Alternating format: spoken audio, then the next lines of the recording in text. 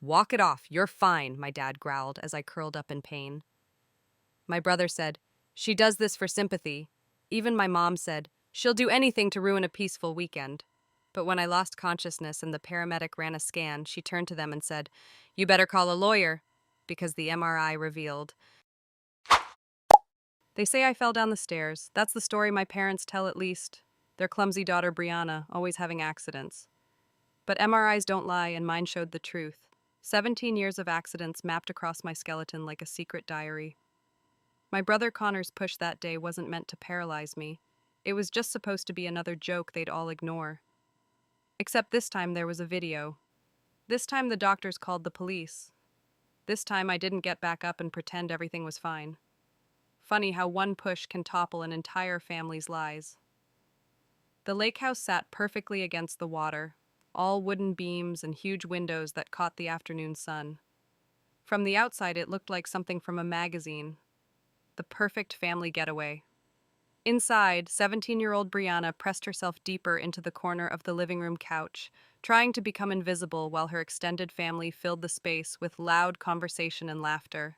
"Brianna, stop sulking in the corner," her mother Rebecca called out, not even looking at her. "Come help set the table."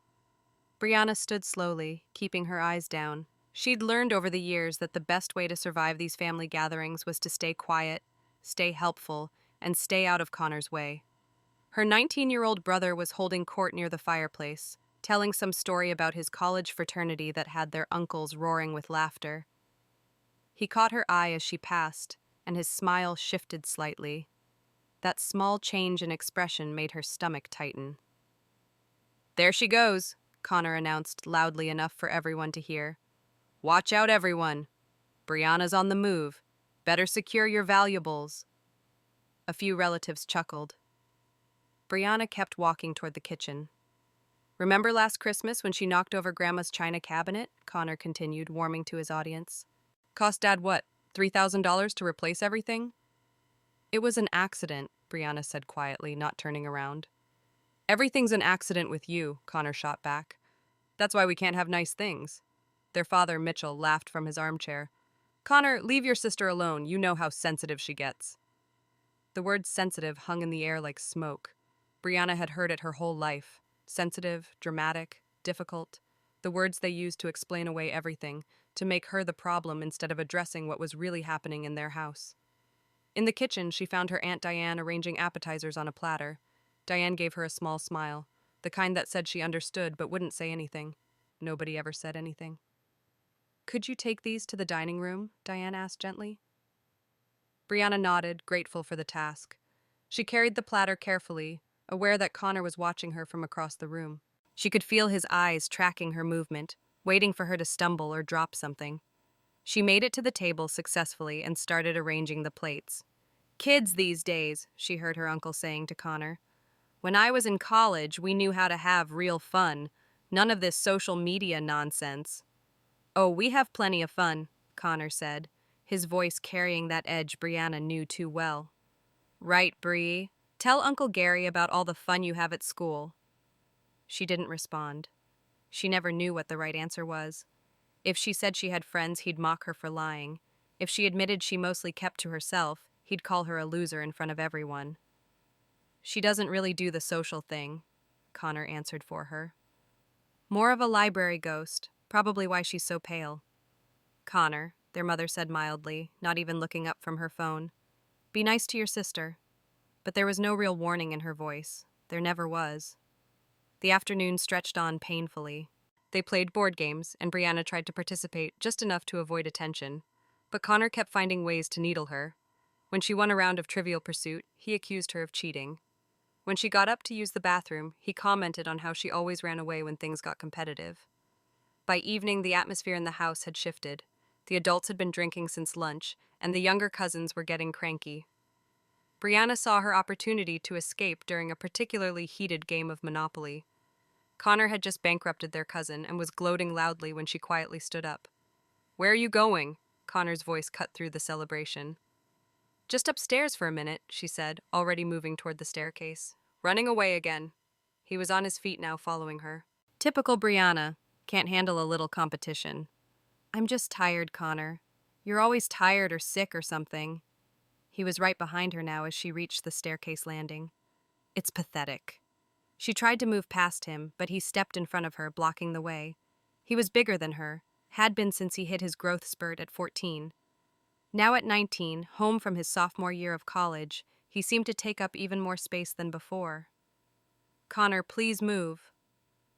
Or what? He spread his arms wide, grinning. I'm protecting the kingdom from the dragon. You can't pass. It was such a childish game, something from when they were little. But there was nothing playful in his eyes now.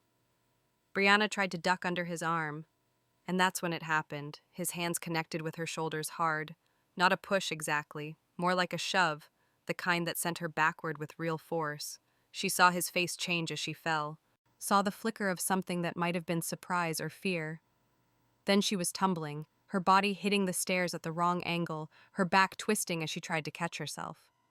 She heard the crack before she felt it, a sound like a branch breaking. Then she was at the bottom of the stairs and the pain arrived all at once. She couldn't breathe, couldn't move, could only lie there staring at the ceiling while footsteps thundered above her. What happened? That was her mother's voice, sharp with annoyance. She fell, Connor said quickly. She just fell. Brianna tried to speak, tried to say that wasn't what happened, but she couldn't get enough air. Her back felt wrong. Everything felt wrong. For God's sake, her father's voice boomed from the top of the stairs. Brianna, get up. You're making a scene. She tried. She really tried. But when she attempted to move her legs, nothing happened. The panic that flooded through her was worse than the pain. I can't, she whispered. What do you mean you can't? Her mother was coming down the stairs now, careful in her heels. Stop being dramatic. Mom, I can't move my legs. There was a moment of silence. Then her father laughed. Actually laughed. She's fine. She's always pulling stunts like this for attention.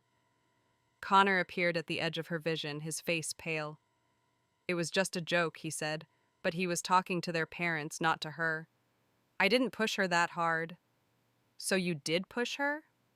Aunt Diane's voice came from somewhere Brianna couldn't see. Not like that, Connor said defensively.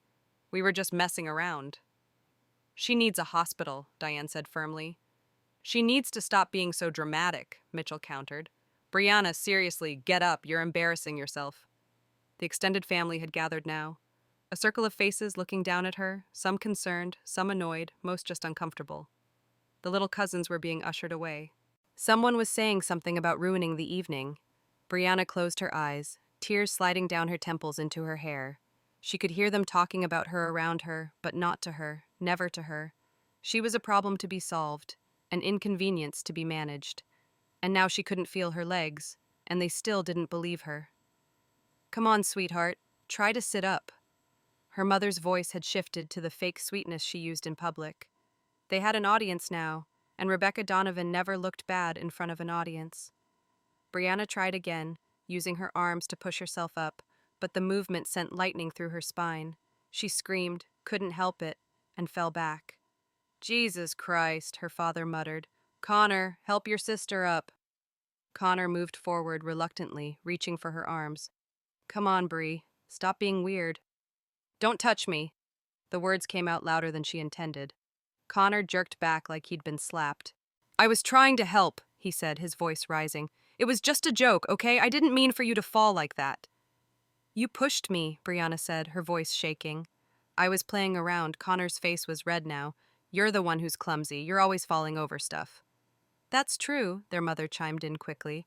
Remember when she fell off her bike last summer, and that time at school when she tripped in the cafeteria? Brianna wanted to scream that those weren't accidents either, that Connor had loosened her bike chain, that he'd tripped her in the cafeteria. But what was the point? They never believed her. They never wanted to believe her. We should call an ambulance, Aunt Diane said again, her phone already in her hand. Absolutely not, Mitchell said firmly. We're not wasting emergency services on a teenager's tantrum. Mitchell, she says she can't move her legs, Diane argued. She's lying, he said flatly, or exaggerating. She always does this. Time passed strangely after that. Brianna lay on the floor while the family debated above her. Someone suggested moving her to the couch, but when they tried, the pain was so intense she nearly passed out. Eventually, they left her where she was, throwing a blanket over her like she was a piece of broken furniture they didn't know what to do with. The party continued around her. She could hear them in the dining room, the clink of silverware, the murmur of conversation. They were eating dinner while she lay on the floor. The numbness in her legs was spreading, a cold sensation creeping up from her lower back. She tried wiggling her toes, concentrated all her effort on it, but nothing happened. Her 8-year-old cousin Lily snuck over to her while the adults were distracted. Lily was a quiet kid with huge brown eyes who rarely spoke at family gatherings. "Brianna," she whispered, kneeling beside her. "Are you really hurt?" "Yes," Brianna whispered back. "Why won't they help you?" Brianna didn't know how to answer that. How did you explain to an 8-year-old that sometimes the people who are supposed to protect you are the ones who hurt you the most? "Can you stay with me?" Brianna asked instead. Lily nodded and sat cross-legged beside her, her small hand reaching out to hold Brianna's. They stayed like that for what felt like hours, Lily occasionally stroking Brianna's hair the way her own mother never did. "This is ridiculous," Brianna heard her Uncle Derek saying from the dining room. "The girl needs medical attention." "She's fine," Mitchell insisted. "Trust me, I know my daughter. This is what she does." "What she does is lie on floors paralyzed?" Derek's wife Natalie asked sarcastically. "She's not paralyzed," Rebecca said sharply. "She's being dramatic. She's always been jealous of Connor, always trying to get him in trouble by throwing herself downstairs." Natalie's voice was incredulous. "You don't know her like we do," Mitchell said with finality. "She's manipulative. Has been since she was little." Brianna felt Lily's hand tighten in hers. Even an 8-year-old could recognize gaslighting when she heard it. The argument continued until Natalie stood up from the dinner table and announced she was calling 911. "You do that and you're not welcome in this house again," Mitchell threatened. "Fine by me," Natalie shot back, her phone already at her ear. The room erupted. Mitchell was shouting about lawsuits and family loyalty. Rebecca was crying about how Natalie was ruining everything. Connor kept saying it was just a joke over and over like a broken record. When the paramedics arrived 15 minutes later, the house fell silent. 2 EMTs, a man and a woman, entered with professional calm that cut through the family chaos like a knife. "Hi there," the woman said, kneeling beside Brianna. "I'm Lisa. What's your name?" "Brianna." "Hi, Brianna. Can you tell me what happened?" "She fell," Rebecca said quickly before Brianna could answer. "She's clumsy, falls all the time." Lisa didn't look at Rebecca. Her eyes stayed on Brianna. "Can you tell me what happened?" "I was pushed," Brianna said quietly, "down the stairs." "She's confused," Mitchell interjected. They were playing around, kids being kids. The male paramedic was already examining her, his hands gentle but thorough. "Can you feel this?" he asked, touching her legs. "No." He exchanged a look with Lisa. "We need to transport her immediately." "This is unnecessary," Rebecca protested. "She's just bruised, maybe pulled a muscle." Lisa stood up slowly and turned to face Brianna's parents. "Ma'am, your daughter is showing signs of potential spinal injury. She needs immediate medical attention." "She's faking," Mitchell said flatly. The male paramedic was checking Brianna's back now, carefully lifting her shirt. He went very still. "Lisa," he said quietly. "You need to see this." Lisa moved around to look, and her expression hardened. Brianna couldn't see what they were looking at, but she could guess. The bruises, old ones and new ones, the map of Connor's jokes written on her skin. "We're transporting now," Lisa said, her voice different, colder. "And we'll need someone to come with us to answer some questions." "I'll come," Rebecca said quickly, grabbing her purse. Lisa looked at her for a long moment. "Actually, we'll need both parents. Hospital policy." As they loaded Brianna onto the stretcher, she heard Lisa speaking quietly into her radio. Most of it was medical jargon she didn't understand, but she caught the last part clearly. Requesting police presence at the hospital. Possible child abuse situation. Connor's face appeared above her as they wheeled her toward the ambulance. He looked scared now, really scared. "Bree," he whispered urgently. "Don't say anything stupid, okay? It was just a joke." "You know it was just a joke." But Brianna was done pretending, done protecting him, done being silent. As they lifted her into the ambulance, she looked him straight in the eye and said loud enough for everyone to hear, "No, Connor, it wasn't." The hospital was a blur of white walls and bright lights. Brianna was rushed through corridors, medical staff calling out terms she didn't understand. The pain medication they'd given her in the ambulance made everything feel distant and dreamlike, but she could still feel the weight of what was happening. 17-year-old female, fall downstairs approximately 3 hours ago, Lisa was saying to the emergency room doctor.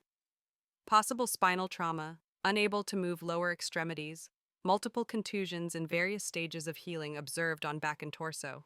The doctor, a woman with kind eyes behind wire-rimmed glasses, leaned over Brianna. I'm Dr. Martinez. We're going to take good care of you, okay? Brianna nodded, or tried to. They'd put her neck in a brace and movement was difficult. We need to get her to imaging immediately, Dr. Martinez said. Full spinal series, and I want a complete body scan. My parents, Brianna whispered. They're here, a nurse said gently. They're in the waiting room. As they wheeled her toward the MRI suite, Brianna could hear her mother's voice carrying down the hallway. This is ridiculous. She's fine. This is all a misunderstanding. The MRI room was cold and sterile. The technician, a young man named Kevin, explained everything he was doing as he positioned her. This is going to be loud, he said kindly. Like really loud construction noise. But I'll be right here the whole time, and you can talk to me through the intercom if you need anything. A nurse stayed with her, holding her hand as they slid her into the machine. The woman's touch was gentle, maternal in a way Brianna's own mother's had never been. You're very brave, the nurse whispered just before the machine started. The MRI seemed to last forever, the banging and clicking sounds reverberating through her bones. Brianna closed her eyes and tried to think of anything else. But her mind kept returning to Connor's face, to that moment of surprise when she'd fallen, like even he hadn't expected it to go that far. When it was over, Kevin helped transfer her to a regular hospital bed. His face was carefully neutral, but Brianna saw him exchange a look with the nurse. The doctor will be in to talk to you soon, he said. But something in his voice had changed. Alone in the room for the first time, Brianna could hear her parents in the hallway. Her mother had arrived and was demanding to speak to the doctor privately. I need to know what she's telling people, Rebecca was saying. She has a tendency to exaggerate. Ma'am, your daughter has a serious injury, someone responded. She's always been clumsy, her father's voice joined in. This is probably costing thousands of dollars for nothing. Brianna's phone buzzed on the bedside table. The nurse had salvaged it from her pocket. She looked at the screen and her stomach clenched. A text from Connor. Don't say anything stupid, it was a joke. You know how Mom and Dad get. Don't make this worse than it is. Then another. I'm sorry, okay? I didn't mean for you to get hurt. And another. If you tell them I did it on purpose, you'll destroy our family. She was still staring at the messages when Dr. Martinez returned. And this time she wasn't alone.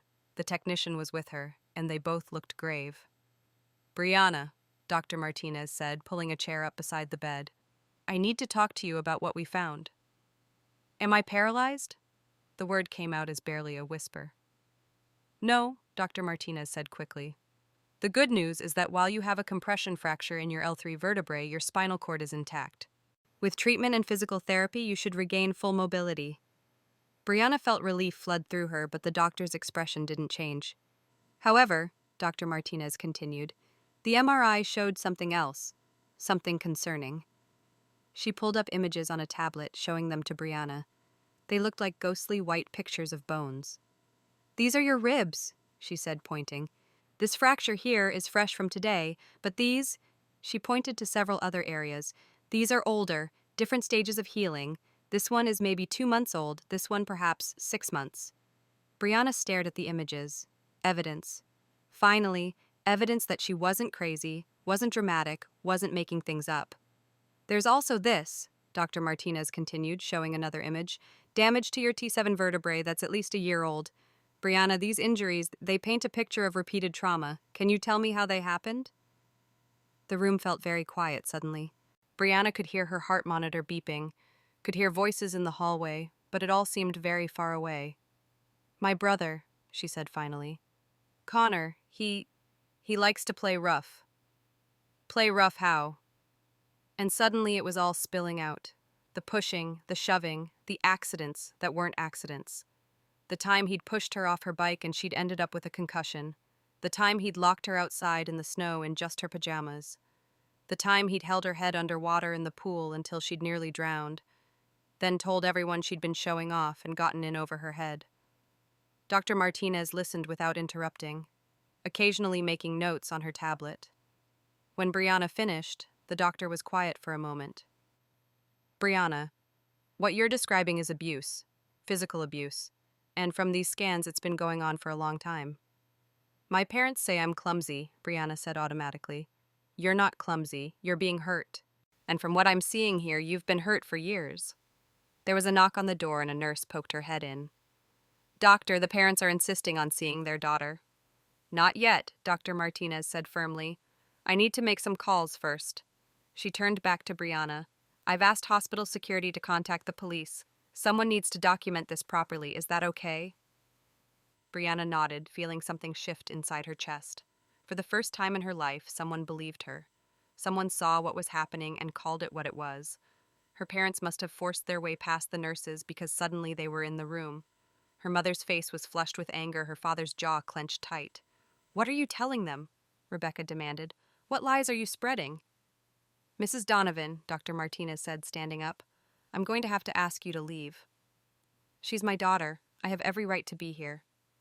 Your daughter is 17 and has disclosed abuse. Hospital policy requires abuse? Mitchell's voice was dangerous. She fell down the stairs. If she's saying anything else, she's lying. The medical evidence suggests otherwise, Dr. Martinez said calmly. Medical evidence? Rebecca laughed, but it sounded hysterical. She's clumsy. She's always been clumsy. Tell them, Brianna. Tell them about all your accidents. But before Brianna could respond, 2 hospital security guards appeared in the doorway along with a police officer. Mr. and Mrs. Donovan, the officer said. I'm Officer Rodriguez.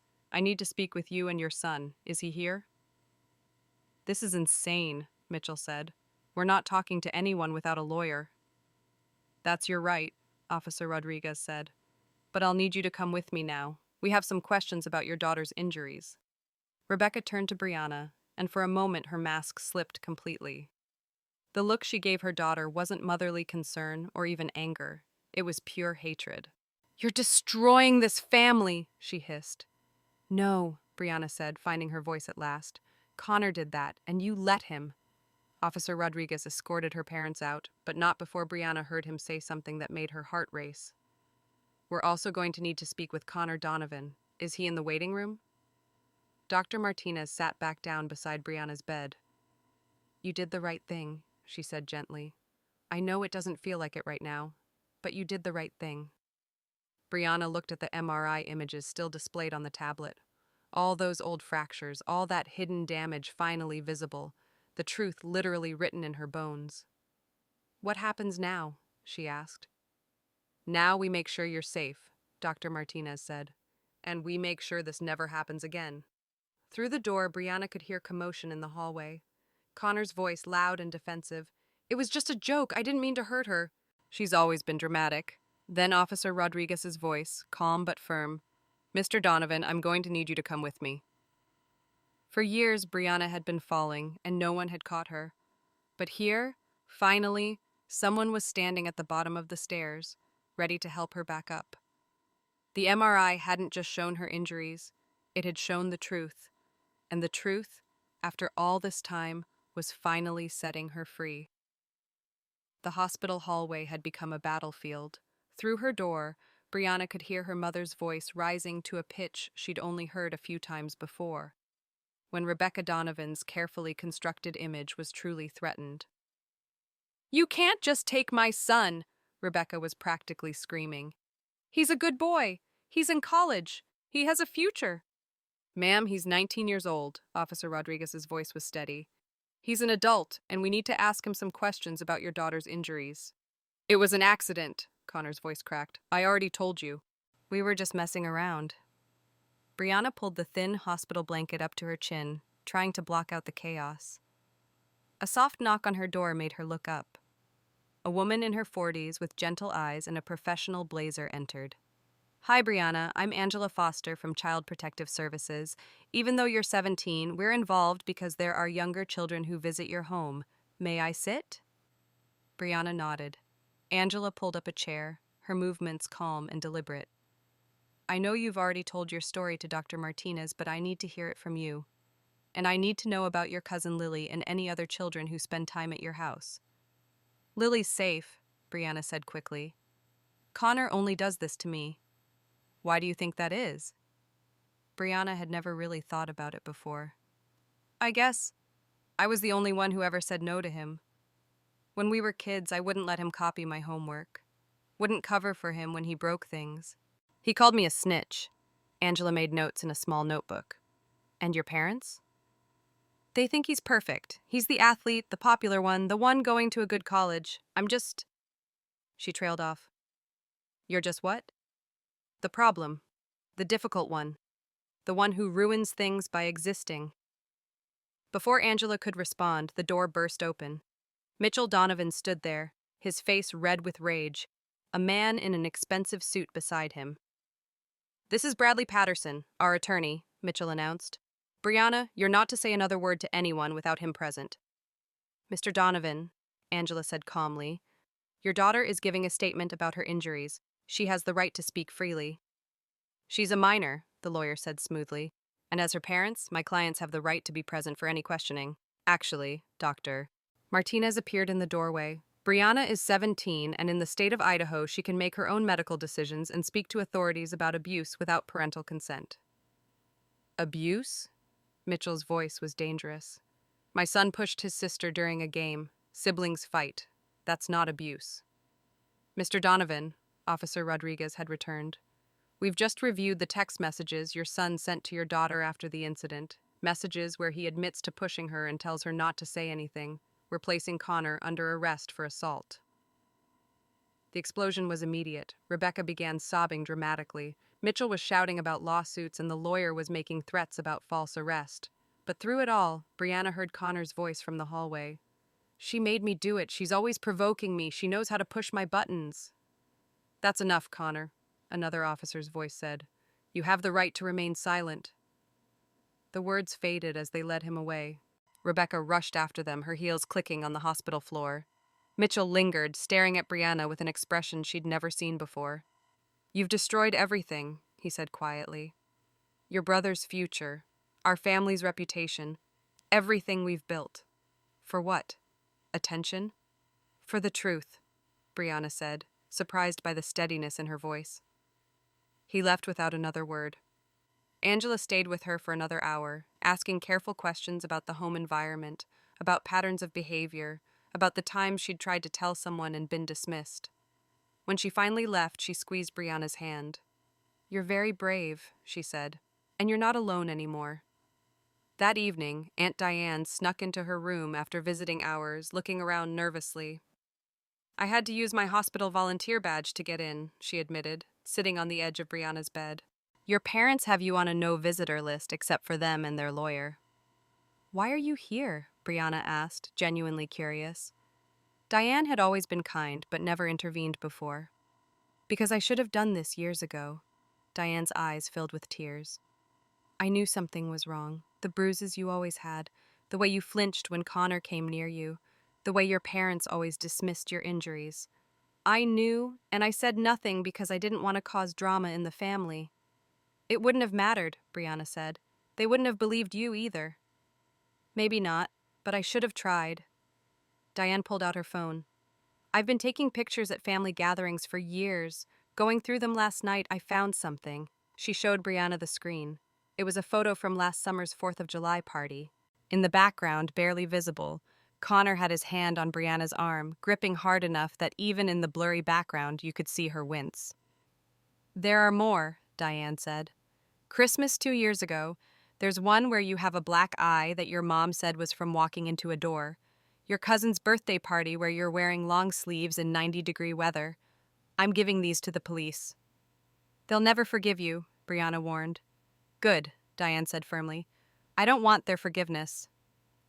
The next morning brought a new complication. Rebecca arrived with a different strategy, tears streaming down her perfectly made-up face. Sweetheart, she said, reaching for Brianna's hand. Brianna pulled away. I know you're confused and hurt. The medication they have you on, It can make you remember things differently. The MRI doesn't lie, Mom. Rebecca's expression flickered. Those old injuries, they were from your clumsiness. Remember when you fell off your bike? When you tripped at school? Connor loosened my bike chain. He tripped me at school. You can't prove that, Rebecca said, and there was something triumphant in her voice. It's your word against his. And sweetheart, who do you think people will believe? The star athlete with a bright future, or the troubled girl who's been in therapy for anxiety and depression? Brianna felt her heart sink. She had been in therapy briefly until her parents decided it was making her worse and pulled her out. The medical evidence, Brianna started, shows injuries that could have come from anywhere, Rebecca interrupted. Our lawyer says without proof that Connor caused them intentionally, it's just unfortunate accidents. She leaned closer, and Brianna could smell her expensive perfume. Come home, Rebecca whispered. Tell them you were confused, that it was an accident. Connor will apologize. We'll get you the best physical therapy, and everything can go back to normal. Normal? Brianna couldn't help but laugh. Normal was being afraid in my own home. Normal was being called clumsy and dramatic when I was being hurt. Normal was you choosing him over me every single time. Rebecca stood up, smoothing her skirt. You have until tomorrow to decide. After that, you're on your own. No college fund, no health insurance after you turn 18. Nothing. You'll be just another sad story, alone and broken. After she left, Brianna lay in the dark, tears sliding down her face. They were right about one thing. It would be her word against theirs. The Donovan family versus the troubled daughter. Then her phone buzzed. It was Lily's mother, Natalie. Check your email, the text said. Brianna opened it to find a video file. It was from the lake house, taken on Natalie's phone. She'd been recording Lily singing, but in the background, clear as day, was the staircase. The video showed Connor blocking Brianna's path, showed him shoving her, showed her falling. Everything. Lily remembered I was recording her, Natalie's next text read. We have proof. The video changed everything. Within hours of Natalie sending it to the police, Connor's charges were upgraded from simple assault to aggravated assault. The prosecutor, a woman named Victoria Chen with sharp eyes and an even sharper suit, came to see Brianna personally. This video, combined with your medical records and testimony, makes a very strong case, she explained. But I need to be honest with you. Your family has money. They've hired Bradley Patterson, who's very good at what he does. This is going to get ugly. It's already ugly, Brianna said. Victoria smiled slightly. Fair point. Connor's been released on bail with conditions, no contact with you. He can't come within 500 feet of you, and he has to surrender his passport. My parents posted his bail. Within an hour of his arrest, Brianna wasn't surprised, but it still hurt. The next few days brought a media storm. Somehow the story had leaked. College student arrested for assaulting sister made the local news, then spread to social media. Connor's fraternity suspended him pending investigation. His college announced they were reviewing his enrollment status. Mitchell and Rebecca fought back in the court of public opinion. They gave an interview to a local morning show, Rebecca dabbing at her eyes with a tissue, as she described Brianna as a troubled teen who had always resented her successful brother. We've tried so hard with her, Rebecca said to the sympathetic host. Therapy, medication, special attention, but she's always been jealous of Connor. And these injuries? The host asked carefully. She's always been accident-prone, Mitchell said smoothly. We have medical records going back years. Falls, bumps, bruises. We even had her tested for balance disorders. They were good, Brianna had to admit. They'd taken every injury Connor had caused and spun it into evidence of her supposed clumsiness. But Victoria Chen was better. She released a statement with select portions of the medical records showing the pattern of injuries consistent with abuse, not accidents. She shared statistics about sibling abuse, how it was often overlooked and dismissed. And then, with Brianna's permission, she released a single still from Natalie's video. The moment of Connor's hands on Brianna's shoulders, his face twisted in anger. Connor's carefully crafted image crumbled overnight, his social media filled with comments calling him a monster. His fraternity officially expelled him. The college announced he was no longer welcome on campus, and Connor predictably lashed out. Despite the restraining order, he found ways to get messages to Brianna through mutual acquaintances. You've ruined my life. I hope you're happy. This is all your fault. But the most chilling message came through their cousin. She's lying about other things too. I never hurt her before. This was the only time. That's when Brianna made a decision. She started writing. She'd always kept journals, hidden in various places Connor and her parents couldn't find them. Now, in the hospital, she began transcribing them, typing everything into her phone. Every incident, every injury, every dismissal, every excuse. September 15th, 2 years ago. Connor pushed me into the pool fully clothed because I wouldn't give him my homework. When I couldn't swim properly in jeans and sneakers, he told Mom I jumped in to get attention. December 23rd, 3 years ago. He locked me in the basement storage room during Christmas dinner. 3 hours in the dark when Dad finally found me. Connor said we were playing hide and seek and I was too stupid to realize the game was over. March 10th last year. Broke my ribs wrestling. Mom said it was my fault for not being careful. I had to wrap them myself because they wouldn't take me to the doctor. Pages and pages of evidence, dated and detailed. Angela Foster from CPS read through them with tears in her eyes. This is systematic abuse, she said, and systematic neglect from your parents. The prosecutor added the journals to evidence. The case was building. Meanwhile, Brianna had been moved to the rehabilitation wing of the hospital. Her spinal fracture was healing, but she needed intensive physical therapy to regain full mobility in her legs. The first time she stood up, supported by parallel bars, she cried, not from pain, but from relief. You're doing amazing, her physical therapist Ryan encouraged her. Most people with your injury take weeks to get this far. I'm motivated, Brianna said through gritted teeth, taking another shaky step. I can see that. Family visiting today? No, Brianna said simply. Ryan didn't push, but she did have visitors. Natalie came every day with Lily, who drew pictures for Brianna's room. Diane brought home-cooked meals, ignoring the angry texts from Rebecca calling her a traitor. Even Uncle Derek stopped by, awkwardly admitting he should have stood up to Mitchell years ago. I was a coward, he said simply. I am sorry. A reporter from the Portland Tribune reached out, wanting to do a feature story on sibling abuse. After discussing it with Victoria, Brianna agreed to an interview with her identity protected. The article titled The Hidden Epidemic When Siblings Become Abusers featured Brianna's story prominently. It talked about how sibling abuse was often dismissed as kids being kids, how parents often enabled it by refusing to see one child as capable of seriously hurting another. The response was overwhelming. Hundreds of people reached out with their own stories. Brianna read them late at night, finding comfort in knowing she wasn't alone. But the Donovans weren't giving up without a fight. Bradley Patterson filed motion after motion. He argued the video was inadmissible because it was taken without Connor's consent. He claimed Brianna's journals were creative writing exercises, not factual accounts. He brought in a medical expert who testified that Brianna's injuries could have resulted from a connective tissue disorder that caused easy bruising and fractures.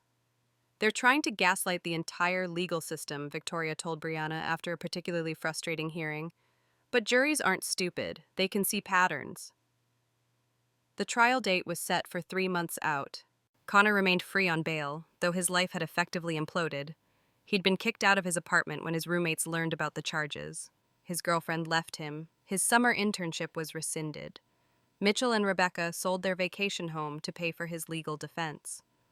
Look what you've done to us, Rebecca said during what would be their last confrontation at the hospital. We're selling everything. Your father's reputation is ruined. Connor can't go back to school. Are you satisfied? I didn't do this, Brianna said quietly. Connor did this. You did this every time you looked away, every time you called me dramatic, every time you chose him over me. You did this. We gave you everything, Rebecca exploded. You gave me bruises and anxiety and a brother who knew he could hurt me without consequences, Brianna shot back. That's what you gave me. The courtroom was smaller than Brianna had expected. 3 months had passed since the fall, and she could walk now, though she still used a cane on bad days. Today was a bad day, but she refused to lean on it as she made her way to the witness stand. Connor sat at the defense table in a suit that couldn't hide how much weight he'd lost. Their parents were behind him, Rebecca clutching Mitchell's hand like a lifeline. They wouldn't look at her. State your name for the record, the clerk said. Brianna Mae Donovan. Victoria Chen stood up, giving Brianna an encouraging nod. Brianna, can you tell us about your relationship with your brother? For the next 2 hours, Brianna spoke. She talked about the years of abuse, the constant fear, the way her parents had dismissed and diminished her pain. She kept her voice steady, even when describing the worst incidents. Bradley Patterson's cross-examination was brutal. "Isn't it true you've been in therapy for depression?" he asked. "Yes, because being abused is depressing. You kept journals, but you never told anyone what was allegedly happening. I told my parents multiple times. They didn't believe me. Or perhaps these incidents didn't happen the way you remember them. The MRI doesn't lie, Mr. Patterson. Neither does the video." He tried everything, suggesting she was jealous of Connor's success, that she had a pattern of attention-seeking behavior, that her injuries were self-inflicted or accidental. But Brianna had spent 3 months preparing for this with Victoria. She didn't waver. The prosecution's evidence was overwhelming. The video played on a large screen, Connor's shove clear and deliberate. The medical experts explained how the pattern of injuries was consistent with long-term abuse. Angela Foster testified about the family dynamic she'd observed. Then came the surprise witness. The prosecution calls Harper Stevens. Brianna didn't recognize the name until a young woman took the stand. Then she gasped. Harper had been Connor's girlfriend in high school. "Miss Stevens," Victoria began, "you dated Connor Donovan for how long?" 2 years, junior and senior year. Why did the relationship end?" Harper looked directly at Connor. "He pushed me down a flight of stairs." The courtroom erupted. Rebecca actually screamed, "She's lying!" The judge banged his gavel. "Order!" Harper continued, her voice shaking, but determined. "He said it was an accident. I believed him at first, but then I saw how he was with Brianna at a family dinner I attended. The way he accidentally hurt her, the way their parents ignored it. I realized what he'd done to me wasn't an accident either." "Did you report it?" Victoria asked. "No, I was 17. I was scared, and I saw how the Donovans treated Brianna when she tried to speak up. I knew no one would believe me." Connor's defense fell apart after that. 2 more ex-girlfriends came forward with similar stories. A teammate from high school testified about Connor's violent temper. The pattern was undeniable. When Connor took the stand in his own defense, he was a shadow of his former confident self. "It was just roughhousing," he insisted. "Siblings fight. I never meant to really hurt her." "You never meant to break her ribs?" Victoria pressed. "Never meant to fracture her spine?" "I didn't know I was hurting her that badly." "She screamed, she cried, she begged you to stop, and you didn't know?" Connor's jaw clenched. "She's always been dramatic. Like Harper Stevens was dramatic? Like Chelsea Morgan was dramatic? Like Paige Wilson was dramatic? That's different." "How is it different, Mr. Donovan?" Connor's composure finally cracked. "Because Brianna knew how to push my buttons. She knew exactly what to say to make me angry. She wanted me to get in trouble." "So you're saying your 17-year-old sister deserved to have her spine fractured?" "I'm saying she's not innocent in this." The jury deliberated for less than 3 hours.